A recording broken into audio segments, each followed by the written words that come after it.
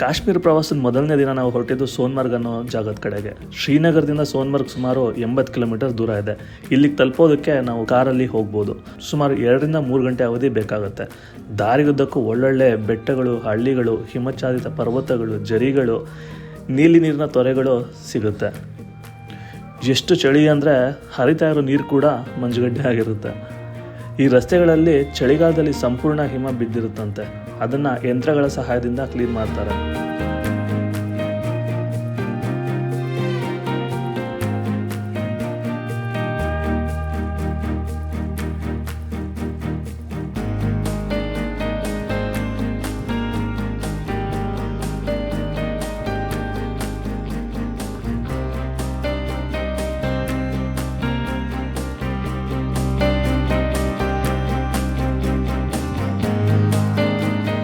ಹಾಗೆ ಕೆಲವೊಂದು ಸಾರಿ ರಸ್ತೆಗಳ ಮೇಲೆ ಮಂಜುಗಡ್ಡೆಯಿಂದ ಗಾಡಿಗಳು ಸ್ಲಿಪ್ ಆಗ್ತವೆ ಕೂಡ. ಅದಕ್ಕೆ ಗಾಡಿ ಚಕ್ರಗಳಿಗೆ ಸರಪಳಿ ಹಾಕ್ತಾರೆ ಅಂತ ನಮ್ಮ ಡ್ರೈವರ್ ಹೇಳ್ತಾ ಇದ್ರು.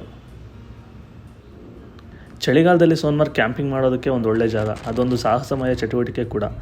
ಸ್ವರ್ಗದ ಅನುಭವ ಸಿಗುತ್ತೆ. ಸೋನ್ಮರ್ಗ್ನ ಮೆಡೋಸ್ ಆಫ್ ಗೋಲ್ಡ್ ಅಂತ ಕರೀತಾರೆ, ಅಂದರೆ ಚಿನ್ನದ ಹುಲ್ಲುಗಾವಲು ಅಂತ.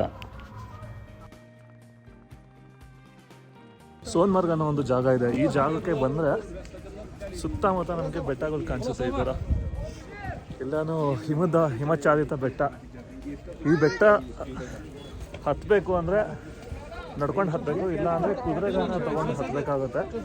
ಅದಕ್ಕೋಸ್ಕರ ಅಂದರೆ ತುಂಬ ಕುದುರೆಗಳಿವೆ ಇಲ್ಲಿ. ಹಾಗೆ ನಡೆಯೋದಕ್ಕೆ ಬಿಡೋದಿಲ್ಲ. ಕುದುರೆಗಳ ಮೇಲೆ ಅಂತೂ ಹೋಗ್ಬೋದು ಆರಾಮಾಗಿ.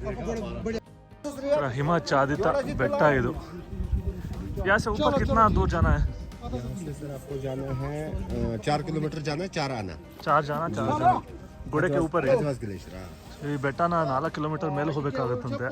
जाड़वाली पहाड़ी के बैक साइड. वो पुराना जो ग्लेशियर है ना, हजारों साल पुराना ग्लेशियर है. जी हाँ, ये फेमस है. इसके बैक साइड में आपको जाना है अंदर की तरफ. ठीक है.